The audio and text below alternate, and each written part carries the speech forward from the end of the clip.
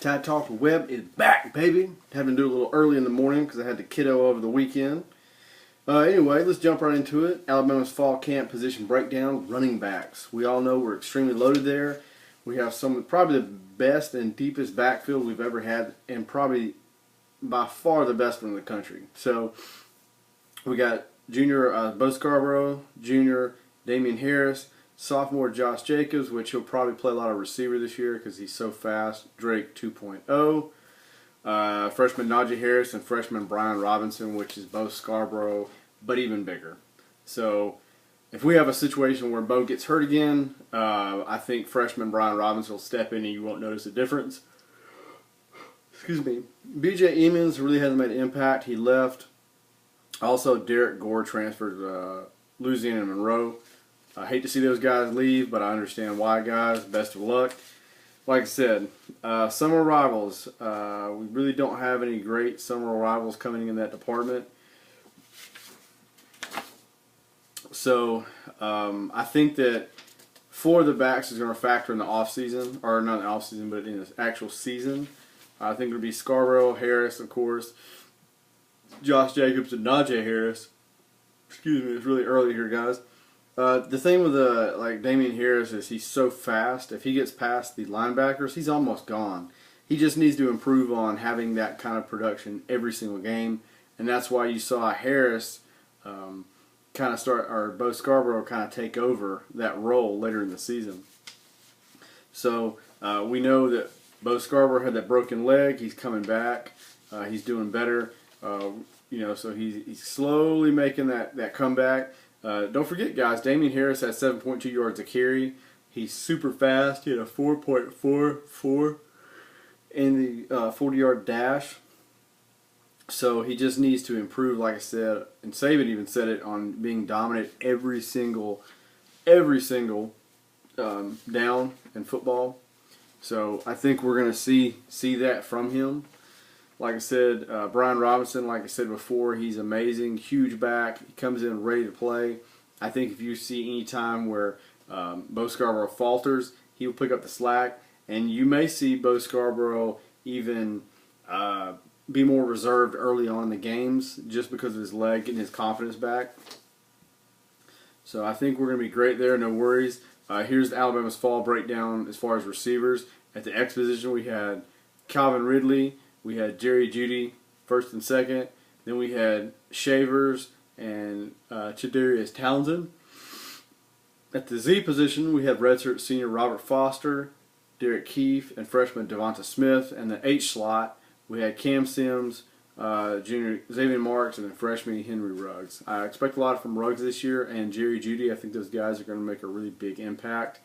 And other receivers listed alphabetically, we got Max Helford, Chris Herring, senior Swade Hutchinson, Deion Lee, junior Jonathan Rice, and Daniel Skehan. I've never heard of those guys, don't know who they are. Now, we did have a few notable departures in that area. We had Gary Dieter, Raheem Falcons, T.J. Simmons. He transferred to West Virginia, unfortunately. Darius Stewart graduated. T.J. Simmons is a guy that I really had high hopes on, what I saw him do coming into this year. And what I saw him do, at A-Day. Unfortunately, not going to be there. So we'll see what happens. The outlook, though, is you got to remember Alabama's 10 scholarship wide receivers. 5 ran subpar 4.5s and 40s during the spring testing evaluations, while 2 others, Henry Ruggs and Devonta Smith, probably would have if they had enrolled at that point. So we're looking at about 12 of them to have. So no worries, guys. We're in good hands there. We're probably the most talented group of receivers in my lifetime in Alabama. So don't worry about it, guys. We just got to make sure we sling that ball and get it there. Okay. Nick Saban's plan for college football includes 10 conference games. A lot of people are kind of complaining about this. I think it's good. You'd only play Power 5 conferences.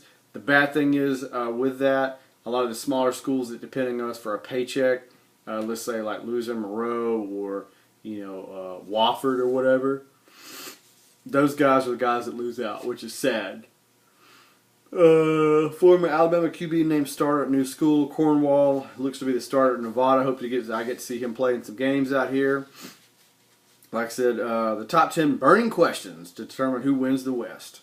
Number 1, how far can Nick Fitzgerald take Mississippi State? And we know coming into the season, from last season, he's the best QB coming back. Unfortunately, he does not have a great team around him. So I really don't think this guy factors a whole lot. Bad news for him. Fred Ross is gone, his best receiver. They don't have a great running game. They don't have a good offensive line. And they don't have a shutdown defense. So, with that being said, I don't think the kill factor. Number 2 question. What impact will Chad Lindsey have on Auburn's offense? We know the guy is good. I'll give him credit where it's due. He is they keep calling him a guru of quarterbacks. But then again, that leads you to number 3, Jared Stidham, the transfer kid. We all know that as far as Auburn quarterbacks, Gus Malzahn cannot at all, without it being a junior college kid so far in his career, he seems like he can't develop any quarterbacks or do great evaluations and get a great kid out of high school and develop them. We've all seen that. We all know that. That's a fact. If you don't think it's a fact, then look at the years he won. They pretty much were won big, more than 8 games. Yeah, they were JUCO kids. It wasn't his coaching. So, and number 4, how will offseason chaos affect Ole Miss? Big time. You know, everybody's saying that, Shea Patterson is going to be the best QB maybe in the SEC this year. Well, who's he going to throw to? I mean, it's a dumpster fire over there. What do you think? Like, he's a good kid, yeah. But Stringfellow's gone. Ingram's gone. They're tight end. I mean, no offensive line. Can they run the ball? That's been the burning question with Ole Miss for years. Can they run it? I don't see that happening with him. I don't think he factors. Can Alabama replace the departed pass rushers? Yes, that is a factor. That's a big one. Over the past 2 years, we've had the most effective pass rush in school history, as we all know. They averaged 53 sacks. Those studs and Jonathan Allen, Tim Williams, and Ryan Anderson are gone. Unfortunately, that trio accounted for 53.8% of the Tide sack production over the last 2 years. Allen had 22.5 sacks, Williams had 19.5, and Anderson had 15. Those are huge numbers, guys. Huge numbers. So we'll see how that even factors. You got to remember the guys that are going to be replacing them are Deshaun Hand. He got a DUI 2 days ago. Got a DUI. So I don't even know if he's going to play in the first game. Come on, man. Think, brother. We need you against Florida State. You're the man, bro. Get that head right. Get that head right, son. You got to think. You let the team down, brother. We love you, man. Got to get the head in the game, son. But he'll be back. You just got to awesomely redeem yourself. And you'll do it. Just get the head on straight. Get focused. But the guys replacing those guys are Christian Miller, Terrell Lewis, and Deshaun Hand. So those guys got to step it up. The number 6 burning question, who steps up for Texas A&M at quarterback? We know they've struggled the last few years. They open up with a pretty decent one against UCLA.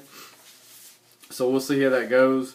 Number 7 question, how will Arkansas handle the loss of Raleigh Williams III? That's going to really hurt. The kid needed to go. His neck had issues. It was medical, I understand. But he was the workhorse. He had 1,360 yards last year. 3rd in the conference, 12 touchdowns. Tough dude to replace. Yeah. A lot of that duties, I think, and a lot of that pressure is going to fall on Austin Allen. Great quarterback. But, he had 3,400 yards and 25 touchdowns last season. So a lot of that, even more pressure is on that young man. So that'll be a big question. Number 8. Burning question is, how good will LSU's defense be? Oh, they're going to be good. No question about it. I mean, they're going to have the best pass rush in the ACC in Arden Key, maybe in college football. They're going to have top 5 leading tacklers, Duke Riley, Kendall Beckwith, Jamal Adams, and Devon Gochak, and Lewis and McNeil. Those guys are key for them, but they all left for the NFL last year.